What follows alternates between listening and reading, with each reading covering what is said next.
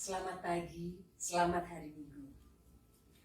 Pada hari raya Pentakosta ini memiliki tema menerima aliran hidup dari Roh yang mempunyai dua tujuan. Yang pertama adalah umat memahami makna menerima aliran hidup dari Roh.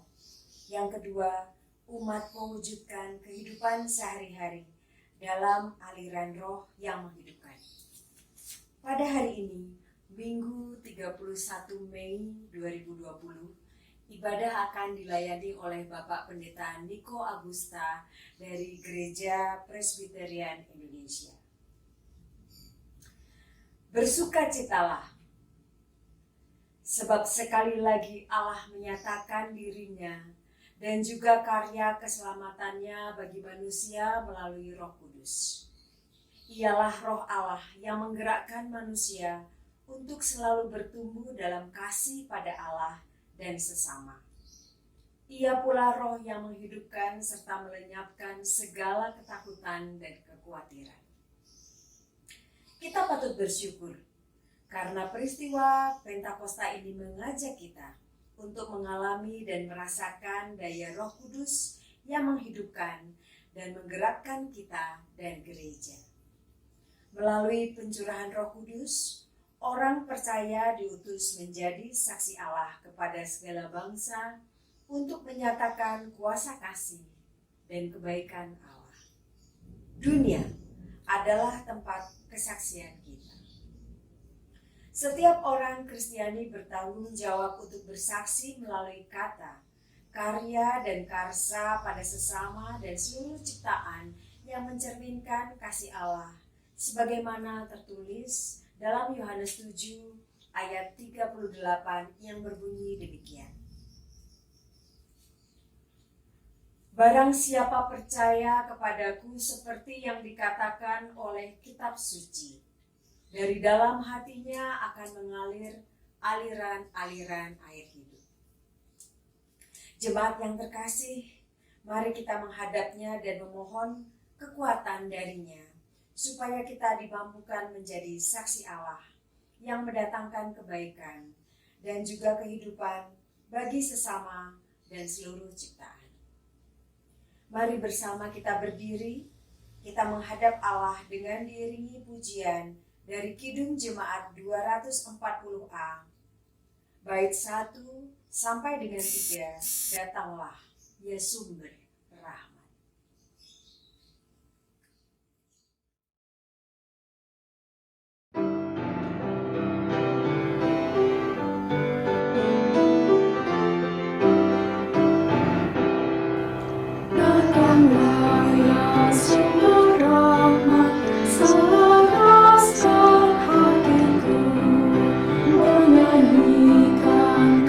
Selamat yang tak kunjung berhenti.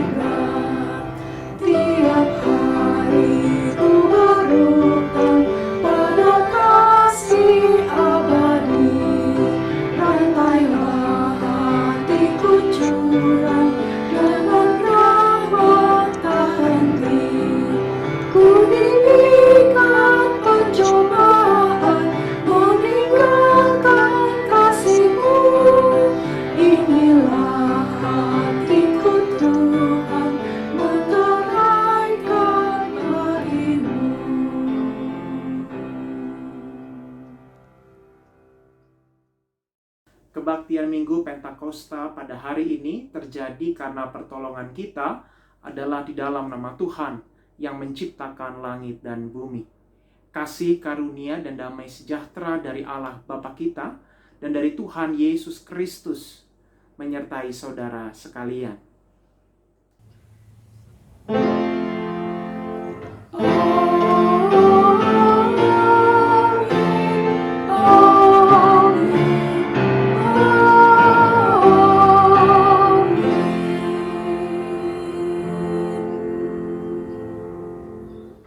Sabda Tuhan yang mendasari ibadah kita pada pagi hari ini terambil dari Yohanes pasalnya yang ke-7 ayatnya yang ke-38. Barang siapa percaya kepadaku seperti yang dikatakan oleh kitab suci, dari dalam hatinya akan mengalir aliran-aliran air hidup. Melalui ibadah kita pada minggu ini, kita akan merenungkan bersama-sama kuasa Roh Kudus bagi kita, orang-orang percaya yang membawa dampak bagi orang-orang yang Tuhan hadirkan di sekitar kita. Sehingga Pentakosta bukan hanya sekadar kita memperingati turunnya Roh Kudus, tapi juga sebagai momentum bagi kita untuk berbagi hidup, mengalirkan kehidupan bagi orang-orang yang ada di sekitar kita, termasuk juga bagi lingkungan hidup dan alam ciptaan yang Tuhan hadirkan bagi kita. Supaya kita sungguh-sungguh layak menghampiri Tuhan melalui ibadah kita pada minggu ini. Mari, di dalam segala kerendahan hati, kita mengakui segala dosa dan pelanggaran kita kepada Tuhan melalui doa pengakuan dosa kita. Kita berdoa. Bapa yang penuh kasih, dengan penuh kerendahan hati, dengan penuh penyesalan diri kami menghampiri tahta kemurahan-Mu ya Allah. Kami membawa segala dosa-dosa, segala pelanggaran, kelalaian kami, ketidakmampuan kami untuk melakukan sabda-Mu di dalam hidup kami. Ampunilah ya Tuhan, sucikanlah kami, bersihkanlah hati, pikiran, dan tutur kata kami. Supaya dengan kuat kuasa-Mu ya Allah, kami dimampukan untuk menjadi anak-anak-Mu yang setia. Kami dimampukan untuk menjadi anak-anak-Mu yang menghadirkan terang bagi orang-orang di sekitar kami. Berbelas kasihlah atas kami ya Allah. Ampunilah kami, baharuilah hati dan pikiran kami, sehingga kami dapat hidup layak dan sungguh-sungguh mencerminkan kasih Tuhan di dalam kehidupan kami setiap hari. Demi Kristus Sang Penebus kami berdoa seraya memohon. Amin. Mari kita mengangkat pujian pengakuan dosa kita.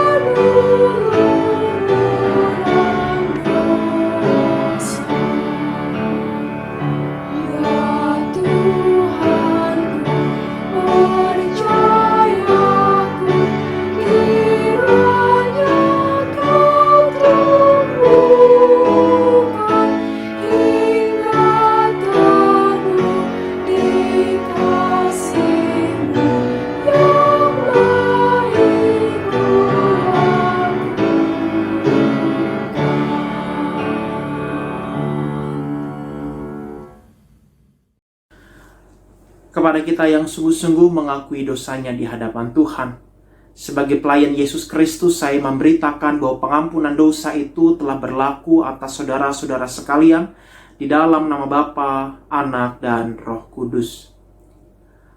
Maka hendaklah hidupmu senantiasa dituntun oleh sabda Tuhan, sebagaimana tertulis dalam kitab Mazmur pasal 86 ayatnya yang kelima. Sebab Engkau ya Tuhan baik dan suka mengampuni, dan berlimpah kasih setia bagi semua orang yang berseru kepadamu. Demikianlah berita anugerah dari Tuhan. Mari kita saling menyatakan salam damai. Damai Tuhan bagimu senantiasa. Mari kita menyambut sabda Tuhan dengan menyanyikan pujian.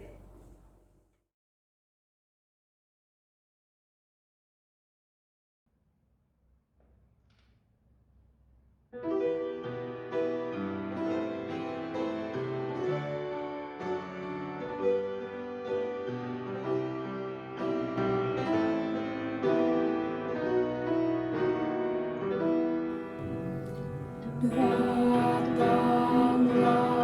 ya Roh Kudus, nyalakan api cinta kasih-Mu. Datanglah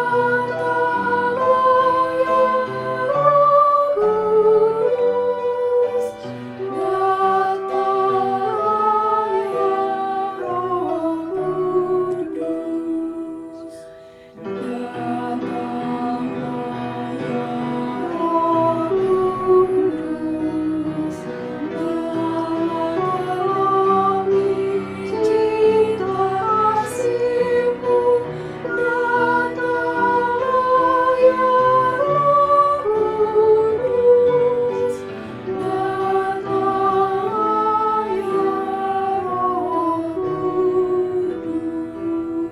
Kudus.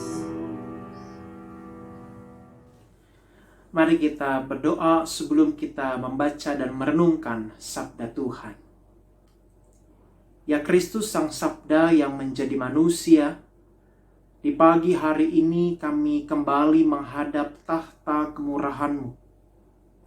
Kami sekali lagi rindu supaya hidup kami senantiasa diisi dan disegarkan oleh sabda-Mu. Sehingga baik tutur kata kami, pikiran maupun perbuatan kami senantiasa berpadanan dengan apa yang Engkau kehendaki. Ya Roh Kudus, kuasailah hati dan pikiran kami pada saat ini hanya kepadamu. Sehingga ketika kami membaca, kami mengerti, dan ketika kami mendengar sabda-Mu itu diuraikan, kami boleh sungguh-sungguh memberlakukannya di dalam hidup kami setiap hari. Bersabdalah ya Kristus, sapalah setiap kami, karena kami rindu untuk mendengarkan sabda-Mu. Di dalam nama-Mu ya Kristus Sang Sabda yang menjadi manusia, kami berdoa. Amin. Pembacaan Injil terambil dari Injil Yesus Kristus menurut Yohanes pasal 7 ayat yang ke-37 sampai yang ke-39.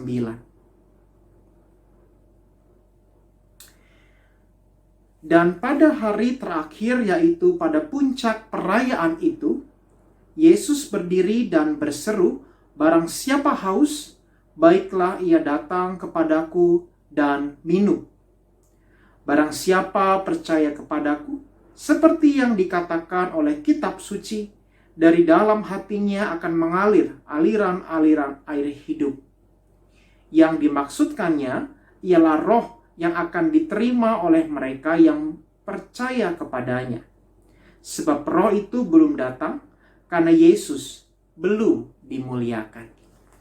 Demikianlah Injil Yesus Kristus. Yang berbahagia adalah setiap kita yang mendengarkan sabda Tuhan, yang memeliharanya, dan terlebih daripada itu, mereka yang berbahagia adalah yang melakukan sabda Tuhan di sepanjang hidupnya. Haleluya. Haleluya, haleluya, haleluya.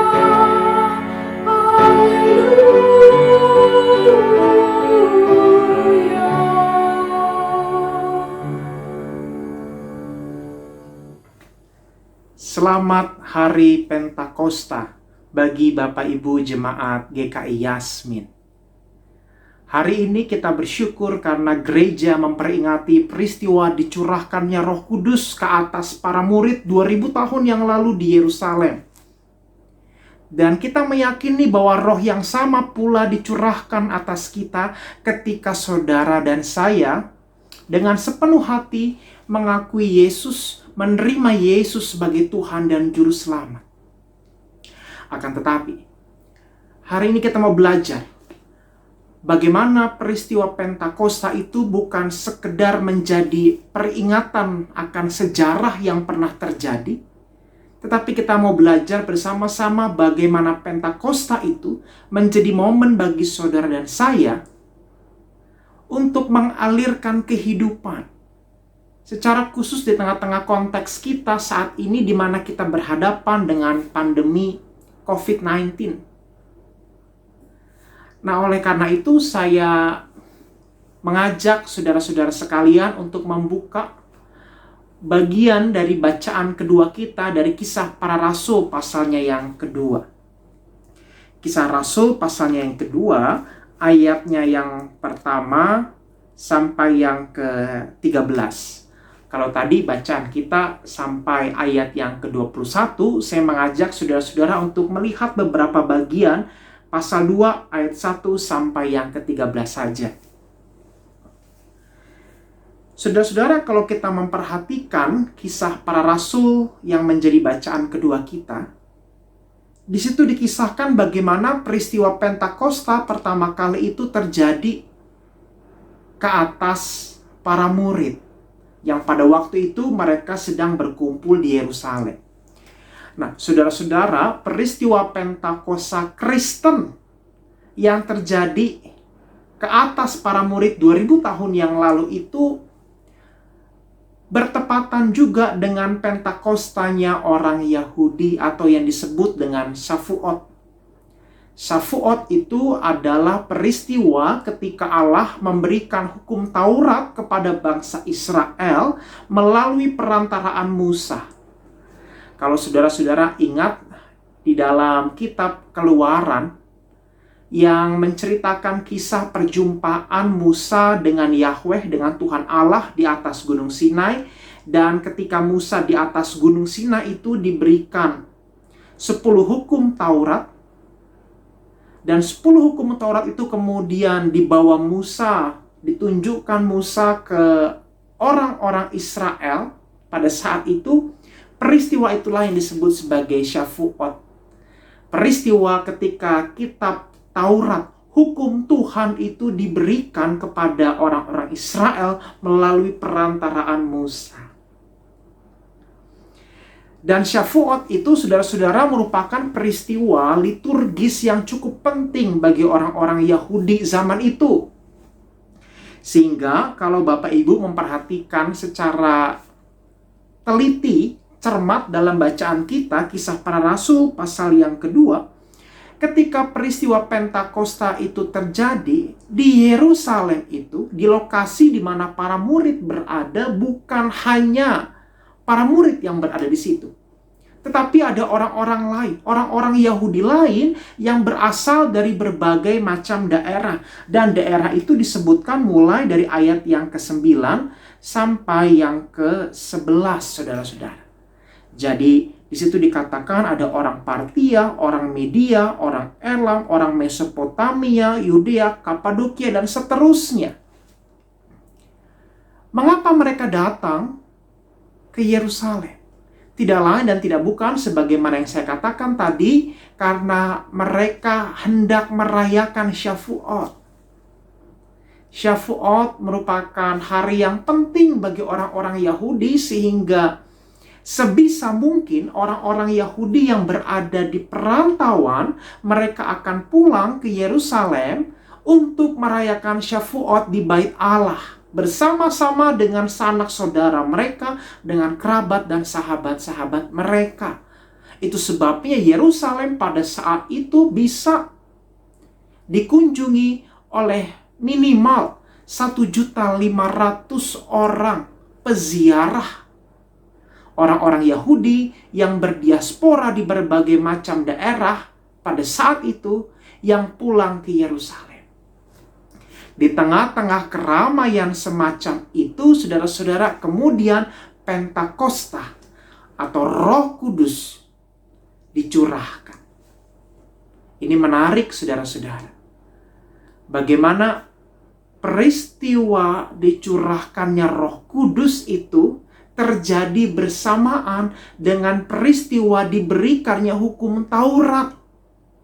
Ada makna apa, saudara-saudara? Yang pertama, saudara-saudara, ketika hukum Taurat itu diberikan dari Tuhan kepada umat Israel, maka hukum Taurat itu berfungsi atau berguna untuk membentuk karakter, membentuk jati diri kehidupan orang-orang Israel, tetapi juga sekaligus sebagai pembeda antara orang Israel dengan orang-orang non-Israel. Sehingga hukum Taurat itu menjadi eksklusif milik orang-orang Yahudi, orang-orang Israel pada saat itu, yang kepadanya Tuhan mengadakan perjanjian. Singkatnya, kalau kita bisa bilang, saudara-saudara, hukum Taurat adalah perjanjian eksklusif antara Allah dengan umatnya, yaitu bangsa Israel. Di dalam peristiwa Pentakosta ini kemudian, saudara-saudara, kita tahu bahwa di dalam Kristus Yesus tidak ada lagi yang spesial. Tidak ada lagi yang khusus di hadapan Tuhan. Kenapa? Karena semua orang adalah spesial. Semua orang adalah berharga di mata Allah. Sehingga peristiwa pencurahan Roh Kudus ingin menekankan bahwa roh itu, roh yang diberikan itu adalah roh yang membuat semua orang terhisap di dalam perjanjian kasih Allah. Dan perjanjian kasih itu tidak hanya berlaku bagi orang-orang Yahudi, tetapi juga bagi orang-orang non-Yahudi. Dan itu sebabnya para murid dimampukan untuk berbicara dalam pelbagai bahasa. Ini sebuah keunikan, saudara-saudara, bahwa karunia Roh Kudus itu ternyata bukan bahasa roh. Karunia Roh Kudus pertama-tama bukan soal mujizat, bukan soal kesembuhan ilahi, bukan soal bagaimana yang mati dihidupkan, tetapi karunia Roh Kudus yang pertama-tama adalah kemampuan berbicara dalam pelbagai bahasa. Apa gunanya, saudara-saudara? Bahasa adalah sarana kita berkomunikasi. Bahasa adalah sarana kita membangun keakraban dengan orang lain. Bahasa adalah sarana kita berjumpa hadir bagi orang lain. Saudara, kita tahu bagaimana seringkali digambarkan dalam banyak narasi Injil tentang sikap orang Yahudi pada orang-orang non-Yahudi. Umumnya sikap mereka mendiskriminasi. Umumnya sikap mereka membedakan. Mereka beranggapan bahwa karena aku umat pilihan Allah dan kamu bukan umat pilihan Allah, maka kamu tidak sama denganku. Kamu berbeda denganku. Ketika Roh Kudus dicurahkan, Allah ingin mengajak baik kepada para murid di masa itu, juga kepada kita di masa kini untuk menyadari bahwa Allah mengasihi semua orang, dan kita pun dipanggil untuk terlibat dalam gerak langkah yang sama dengan Allah, mengasihi semua orang tanpa diskriminasi, mengasihi semua orang tanpa membeda-bedakan. Ini panggilan kita, saudara-saudara. Singkatnya, dengan karunia berbicara dalam pelbagai bahasa itu, para murid diajak untuk membangun apa yang kita sebut sebagai persahabatan. Menjadi sahabat bagi orang lain. Pertanyaan refleksi untuk saudara dan saya. Sudahkah kita menjadi sahabat bagi orang lain? Para murid ditantang keluar dari zona nyaman mereka. Mereka, sekalipun murid-murid Yesus, secara suku, secara keturunan, mereka adalah orang-orang Yahudi. Dalam pola pikir mereka masih tersimpan cara berpikir yang sama seperti orang-orang Yahudi pada umumnya. Kami spesial, kamu tidak. Kami pilihan Allah, kamu tidak. Tetapi para murid diajak untuk keluar, membangun persahabatan, meruntuhkan tembok-tembok yang memisahkan antara diri mereka dengan orang lain. Panggilan persahabatan ini adalah juga panggilan untuk saudara dan saya ketika kita memperingati dan merayakan dicurahkannya Roh Kudus. Tetapi saudara-saudara, menarik kalau kita melihat kemudian respons orang-orang lain pada zaman itu ketika para murid berbicara dalam pelbagai bahasa. Respons mereka adalah mereka menyangka bahwa para murid itu mabuk. Di ayat yang ke-7 dikatakan, mereka semua tercengang-cengang dan heran. Lalu berkata, bukankah mereka semua yang berkata-kata itu adalah orang-orang Galilea? Ini sebuah sindiran. Kenapa? Karena Galilea adalah wilayah yang seringkali dipinggirkan oleh orang-orang Yahudi. Galilea adalah sebuah daerah yang distigma sebagai sebuah daerah miskin, daerah buruk, daerah yang tidak ada baik-baiknya sedikit pun. Yang kedua, respons mereka adalah mereka menyindir. Mereka sedang mabuk oleh anggur manis. Mengapa anggur, saudara-saudara? Sekali lagi, karena dalam peristiwa Syafuot itu, dalam peristiwa Pentakosta Yahudi adalah sebuah kewajiban bagi orang-orang Yahudi untuk membawa hasil bumi yang terbaik mereka ke Yerusalem, ke Bait Allah. Dan salah satu persembahan wajib yang mereka bawa ke Yerusalem adalah buah anggur. Sehingga mereka menyangka bahwa para murid ini, mereka berbicara dalam pelbagai bahasa oleh karena mereka makan buah anggur yang harusnya dipersembahkan untuk Allah, tetapi mereka makan sendiri sehingga mereka mabuk. Jadi respons mereka sangat negatif. Mereka berpikir bahwa Galilea itu buruk. Yang kedua, mereka berpikir karena mereka ini makan buah-buahan yang harusnya mereka bawa ke Bait Allah. Respons mereka negatif, saudara-saudara. Mengapa?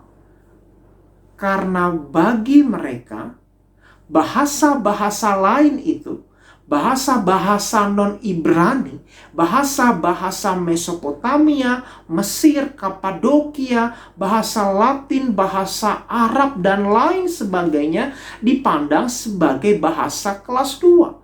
Bahasa yang tidak penting untuk dipelajari, bahkan tidak penting untuk dimengerti. Mengapa pula harus dipelajari? Mengapa pula harus dipakai?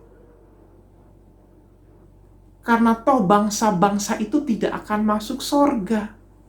Bangsa-bangsa itu bukan bangsa-bangsa pilihan. Sehingga ketika mendengar mereka berbicara, responsnya negatif. Sekalipun mereka tahu bahasa itu, tetapi responsnya negatif. Tidak ada semangat persahabatan.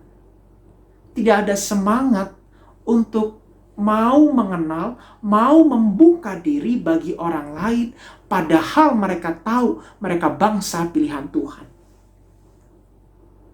kalau kita mau jujur, seringkali kita pun sama. Kita menganggap diri kita sebagai orang-orang yang hebat, orang-orang yang pintar, orang-orang beriman yang lebih baik daripada orang lain, sehingga seringkali kita mudah untuk memberi stigma buruk pada orang lain. Alhasil bukan persahabatan yang keluar dari dalam diri kita, tetapi permusuhan. Permusuhan yang pada gilirannya melukai banyak pihak dan merusak relasi dengan semua orang yang Tuhan hadirkan di sekitar kita. Jemaat yang dikasihi Tuhan Yesus Kristus, tanda sederhana dari seseorang kalau dia dipenuhi oleh Roh Kudus, nyata dari apa yang keluar dari dirinya bagi orang lain. Saya mau menggarisbawahi dalam bacaan Injil kita, Yohanes pasal 7 ayatnya yang ke-38. Kalau kita memperhatikan dengan baik di situ, tanda dari orang yang selalu dekat dengan Kristus, yang selalu menggantungkan hidupnya pada Kristus, daripadanya keluar aliran-aliran kehidupan. Dan bukankah ini senada dengan semangat Pentakosta? Ketika kita membangun persahabatan, ketika kita membangun relasi yang baik dengan sesama maupun dengan lingkungan sekitar kita, maka aura kebaikan itu, aura positif itu berdaya guna untuk menghadirkan hidup bagi orang lain. Saudara, menjadi pengikut Kristus itu bukan bicara seberapa banyak engkau membawa jiwa ke gereja. Menjadi pengikut Kristus bukan sekedar berapa banyak mujizat yang engkau alami atau yang aku lakukan. Menjadi pengikut Kristus bukan sekedar seberapa engkau pintar menjelaskan tentang Tuhan pada orang lain. Tidak. Menjadi pengikut Kristus, tandanya adalah menjadi sahabat bagi orang lain. Tandanya adalah menghadirkan kehidupan bagi orang lain. Pentakosta menjadi momentum bagi saudara dan saya untuk memiliki semangat persahabatan. Ini momennya. Ini saatnya, saudara-saudara. Kalau akhir-akhir ini kita mengenal istilah new normal atau kebiasaan normal yang baru, maka hendaklah persahabatan juga menjadi new normal bagi kita. Kalau selama ini kita beriman dengan penuh kemarahan, dengan penuh kekecewaan, dengan penuh luka, maka ini saatnya kita beriman dengan semangat persahabatan. Kita beriman dengan menjadi sahabat-sahabat bagi sesama. Kristus menyebut kita sebagai sahabatnya, bukan? Kalau Kristus menyebut kita sebagai sahabat, itu berarti Kristus mempercayakan kita juga menjadi sahabat bagi orang lain. Pentakosta mengajak kita keluar dari segala zona nyaman kita, menghancurkan tembok-tembok yang memisahkan, supaya kita berjumpa dengan orang lain. Dan itulah yang dialami oleh para rasul. Kalau Bapak Ibu nanti baca di rumah setelah kebaktian ini, saya mengajak Bapak Ibu membaca seluruh kisah para rasul. Apa yang terjadi di situ? Betul. Perjumpaan para murid dengan orang-orang dari bangsa lain. Petrus bertemu dengan Simon penyamak kulit. Petrus berjumpa dengan Cornelius. Paulus berjumpa dengan orang-orang di Asia Kecil. Barnabas berjumpa dengan orang-orang non-Yahudi. Dan banyak kisah-kisah lainnya yang mengisahkan bagaimana para murid ini keluar dari apa yang menjadi normal lama mereka pada sebuah new normal. Berjumpa orang-orang yang berbeda dengan mereka. Jemaat GKI Yasmin yang dikasihi Tuhan, mari saya mengajak kita semua untuk menjadi sahabat, memiliki semangat persahabatan, menjadi orang-orang yang mendatangkan kehidupan bagi orang lain. Sekalipun mungkin kita kecil, sekalipun mungkin kita penuh dengan keterbatasan, sekalipun mungkin kita seringkali berhadapan dengan kesulitan-kesulitan pada banyak hal di dalam kehidupan kita, jangan berhenti untuk menghadirkan kehidupan. Jangan berhenti untuk menjadi sahabat. Kristus tidak pernah kehabisan hatinya untuk menjadi sahabat bagi kita yang seringkali berdosa padanya. Maka hendaklah kita juga jangan pernah kehabisan hati untuk mengasihi.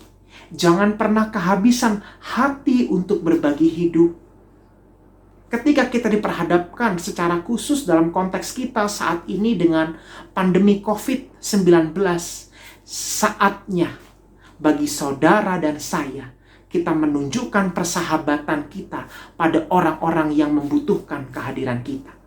Saatnya kita mengalirkan kehidupan bagi orang-orang yang Tuhan hadirkan di sekitar kita. Dan berbagi hidup bukan cuma soal materi, saudara-saudara. Berbagi hidup, berbagi kasih, berbagi persahabatan tidak melulu bicara soal uang, tidak melulu berbicara soal makanan, tetapi juga bisa diwujud nyatakan melalui hal-hal yang sederhana. Pakai masker keluar rumah, membatasi aktivitas-aktivitas di luar rumah, nggak mudik, makan makanan yang sehat, bukan cuma micin, sekalipun kita generasi micin gitu. Makan buah, itu pun adalah cara yang paling sederhana bagi kita untuk menghadirkan hidup, menjaga kehidupan bagi orang lain. Kita semua punya potensi untuk menjadi pembawa virus. Dengan tidak keluar, dengan Anda memakai masker kalau Anda harus keluar, itu pun cara yang paling sederhana untuk saudara mengalirkan hidup bagi orang lain. Gak perlu dengan cara-cara yang rumit, saudara-saudara. Gak perlu lewat cara-cara yang spektakuler yang mengeluarkan banyak biaya, tidak. Menjadi sahabat bisa dilakukan dengan cara yang paling sederhana. Jadilah sahabat, jadilah orang-orang yang menghargai hidup dan mengalirkan kehidupan. Selamat Pentakosta, selamat merayakan dicurahkannya Roh Kudus, selamat menjadi sahabat, selamat berbagi kasih. It is our new normal. Tuhan memberkati jemaat GKI Yasmin. Bapak Ibu jemaat yang dikasih Tuhan, bersama-sama dengan gereja Tuhan di berbagai tempat, marilah kita mengikrarkan kembali pengakuan iman kita menurut pengakuan iman rasuli demikian. Aku percaya kepada Allah, Bapa yang Maha Kuasa, Khalik langit dan bumi, dan kepada Yesus Kristus, anaknya yang tunggal Tuhan kita, yang dikandung daripada Roh Kudus, lahir dari anak darah Maria, yang menderita sengsara di bawah pemerintahan Pontius Pilatus, disalibkan, mati dan dikuburkan, turun ke dalam kerajaan maut. Pada hari yang ketiga, bangkit pula dari antara orang mati, naik ke surga, duduk di sebelah kanan Allah, Bapa yang Maha Kuasa, dan akan datang dari sana untuk menghakimi orang yang hidup dan yang mati. Aku percaya kepada Roh Kudus, gereja yang kudus dan am, persekutuan orang kudus, pengampunan dosa, kebangkitan orang mati, dan hidup yang kekal. Amin. Mari kita menaikkan doa-doa syafaat kita. Allah yang Maha Murah, terima kasih untuk sabdamu yang telah kami dengar dan renungkan bersama. Mampukan kami untuk menjadi sahabat-sahabat yang mengalirkan hidup pada sesama kami, yang Tuhan hadirkan di sekitar kami. Tuhan, sebagai satu jemaat yang Tuhan telah himpunkan bersama-sama sebagai bagian dari GKI Yasmin, kami rindu menaikkan doa-doa kami bagi pemerintah kami, bagi bangsa dan negara kami Indonesia. Berkatilah negara kami Indonesia ya Tuhan, dengan segala pergumulan yang dialami oleh bangsa kami. Berilah hikmat bagi para pemimpin kami, sehingga mereka boleh mengerjakan tugas dan tanggung jawab mereka dengan takut akan Tuhan. Apapun keputusan yang diambil oleh pemimpin kami ya Tuhan, biarlah itu membawa kesejahteraan, kedamaian bagi setiap warga masyarakat di Indonesia ini.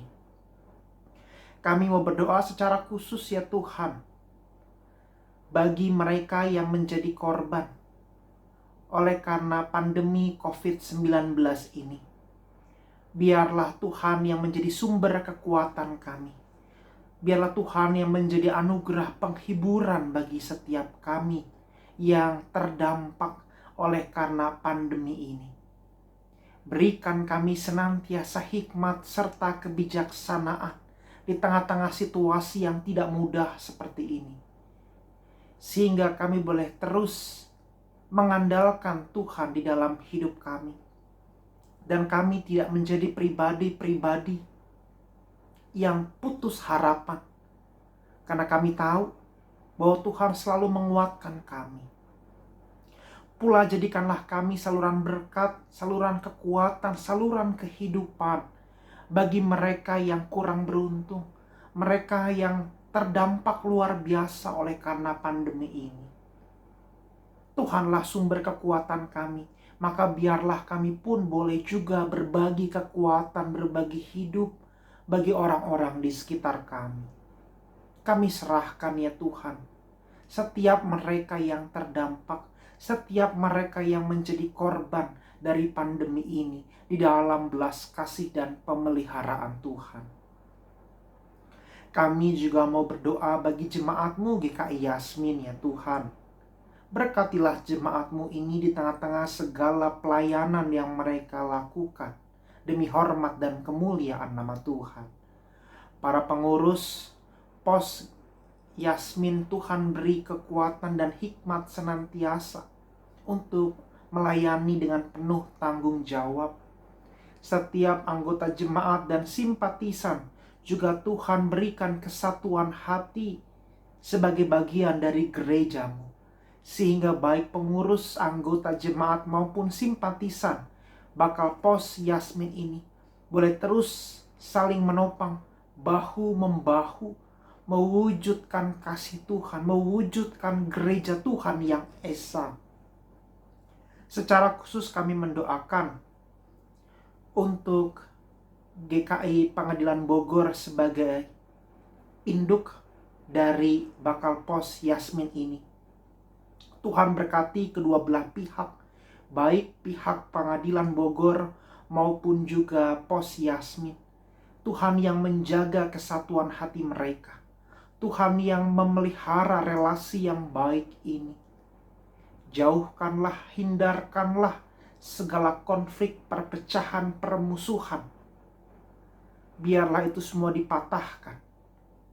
Bersamaan dengan momentum Pentakosta ini, biarlah kami boleh menyadari tugas tanggung jawab kami sebagai seorang sahabat yang berbagi kasih melalui tutur kata, pikiran, dan perbuatan kami. Dengarkanlah ya Tuhan, kabulkanlah doa-doa kami ini. Kami juga mengingat ya Tuhan, bagi keluarga dari Bapak Kris Hidayat, di mana Tuhan memanggil pulang adik kekasih dari keluarga Bapak Kris, yaitu Saudara Ignatius Novela Sabto Yuwono, tanggal 7 Mei yang lalu. Tuhan, biarlah Tuhan yang menganugerahkan senantiasa penghiburan dan kekuatan bagi keluarga Pak Kris Hidayat, sehingga di tengah-tengah kedukaan yang mereka alami, penghiburan dari Tuhan boleh tetap nyata, boleh tetap dirasakan oleh keluarga. Kami berdoa bagi setiap kami pada saat ini. Kami yang beribadah dengan segala pergumulan yang mengganjal di dalam hati dan hidup kami. Lawatlah setiap kami ya Tuhan. Berikanlah kami kekuatan untuk menjalani hidup ini. Karena kami tahu dan kami percaya bahwa tangan kasih Tuhan tidak pernah terlepas dari kami. Maka biarlah kami senantiasa berharap dan mempertaruhkan hidup kami di dalam belas kasih-Mu. Dengarkanlah doa kami ini ya Allah, sebab doa ini kami persatukan di dalam doa yang Tuhan ajarkan pada kami.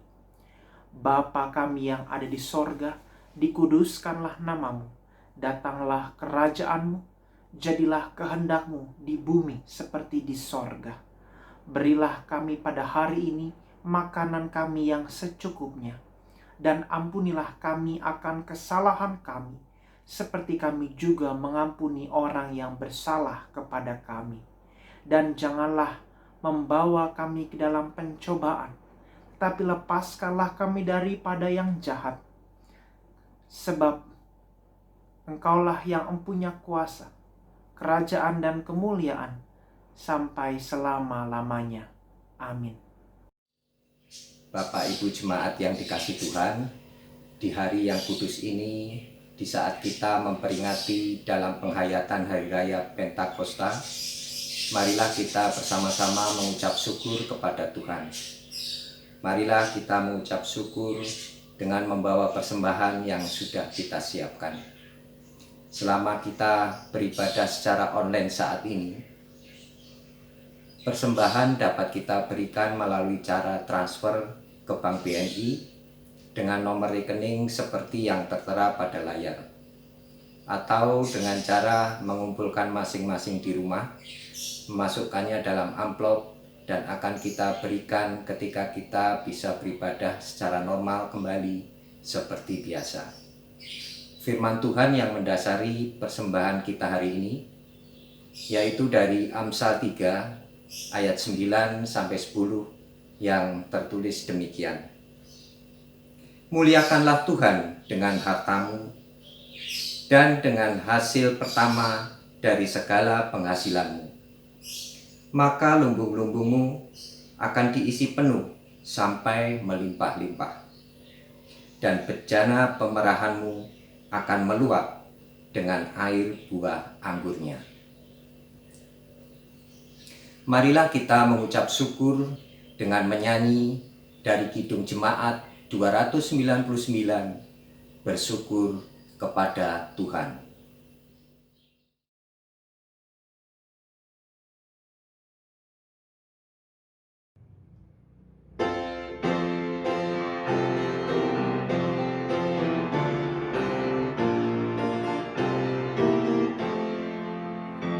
Bersyukur kepada Tuhan, sebab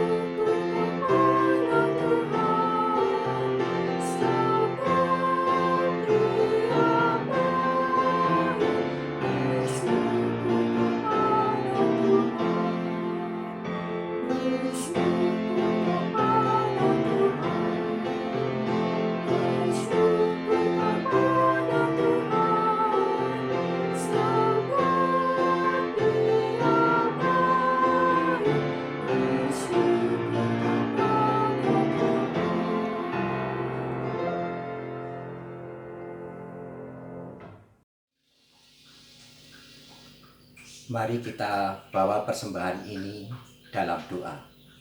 Mari kita berdoa. Bapa kami yang di surga, Allah sumber kasih karunia, Allah yang menganugerahkan keselamatan kepada kami melalui pengorbanan Putra Tunggal-Mu, Tuhan kami Yesus Kristus. Ya Allah yang sudah mencurahkan roh-Nya untuk mengajar dan mengerjakan keselamatan, bagaimana kami harus hidup. Terima kasih untuk anugerah yang tidak bisa kami hitung nilainya ini. Hari ini kami membawa persembahan syukur di hadapan-Mu Tuhan. Terimalah dan berkatilah. Jadikan persembahan ini alat yang menyertai kami untuk memberitakan kasih setia-Mu serta memuliakan nama-Mu. Di dalam nama Tuhan Yesus Kristus kami berdoa dan mengucap syukur. Amin. Jemaat yang dikasih Tuhan, tibalah saatnya kita mengakhiri ibadah hari ini. Melalui peristiwa Pentakosta, kita menghayati bahwa Tuhan sudah mencurahkan roh-Nya kepada kita. Dialah yang akan menjadi penolong dan yang menuntun kita kepada kebenaran. Oleh karena itu, dengan penuh keyakinan dan tiada gentar, marilah kita kerjakan tugas pelayanan menjadi suluh bagi dunia untuk memberitakan kasih Tuhan yang menyelamatkan. Mari kita akhiri dengan menyanyi dari Nyanyikanlah Kidung Baru 212 bait pertama sampai 3. Sungguh inginkah engkau lakukan?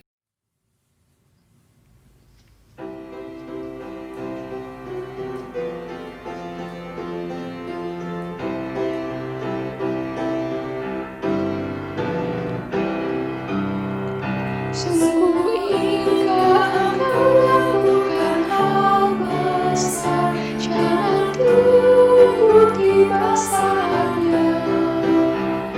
Kini tugasmu kerjakan dengan baik benar. Jadilah seluruh dunia, jadilah seluruh dunia, jadilah seluruh dunia. Mungkin ada yang terhibur karena sidangnya. Jadilah seluruh dunia. Kau pun dapat mengerjakan awan yang gelap bagi hati susah dan rasa. Kan dirasakan penghiburan yang sedang. Jadilah seluruh dunia, jadilah seluruh dunia, jadilah seluruh dunia. Mungkin ada yang terhibur karena sinarnya. Jadilah seluruh dunia. Tiap kali kamu pasti ada artinya bila mencerminkan kasihnya. Barang yang kecil pun sungguh ada gunanya. Jadilah seluruh dunia, jadilah seluruh dunia, jadilah seluruh dunia. Mungkin ada yang terhibur karena sinarnya. Jadilah seluruh dunia. Jemaat yang dikasihi Tuhan, arahkanlah hatimu kepada Tuhan. Jadilah saksi Kristus. Terpujilah Tuhan kini dan selama-lamanya. Terimalah berkat dari Tuhan. Kiranya Allah menganugerahkan kepadamu keberanian untuk menjadi sahabat kepada mereka yang terluka, mereka yang tersakiti, mereka yang dipenuhi dengan kemarahan dan kekecewaan. Kiranya Allah menganugerahkan kepadamu hati yang berlimpah-limpah dengan kasih untuk menyatakan hidup dan berkat kepada mereka yang tersisih, terdiskriminasi, dan termarginalkan. Kiranya Allah menganugerahkan kepadamu kesetiaan dan kekuatan untuk menegakkan keadilan, kebenaran, cinta kasih, dan damai sejahtera. Biarlah kita sekalian, keluarga-keluarga kita, orang-orang yang kita kasihi, mereka yang kita doakan di dalam ibadah kita, pekerjaan kita, kehidupan sehari-hari kita, dan semua orang yang kita kenal dan yang kita kasihi, dilindungi, diberkati, dan dibimbing oleh Allah yang Maha Kuasa, Bapa dan Putra dan Roh Kudus. Amin.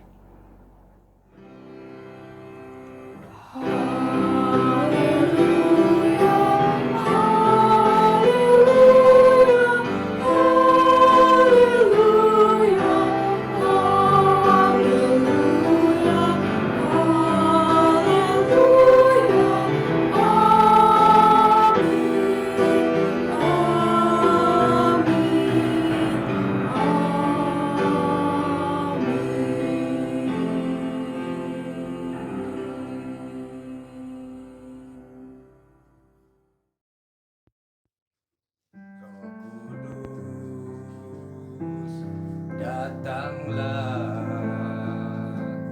jamahlah tiap hati, jamahlah,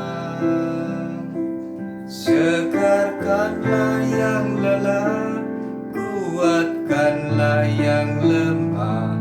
Roh Kudus, Roh Kudus, kuatkanlah.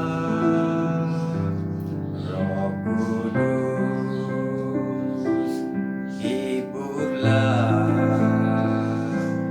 tiap hati yang gentar, hiburlah. Lewat lembah yang curam, jalan licin dan terjal. Roh Kudus, Roh Kudus, pimpinlah. Roh Kudus, datanglah.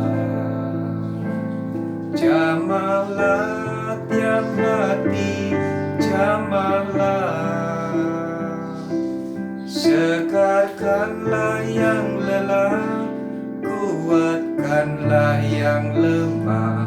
Roh Kudus, Roh Kudus, kuatkanlah. Roh Kudus, hiburlah. Tiap hati yang gentar, hiburlah. Lewat lembah yang curam, jalan licin dan terjal. Roh Kudus, Roh Kudus, pimpin.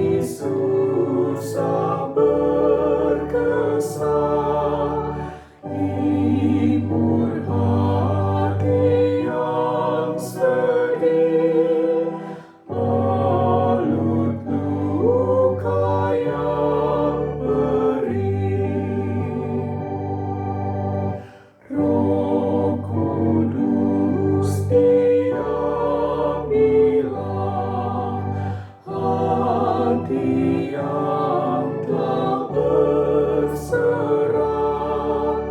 Kaulah saja Tuhanku, Raja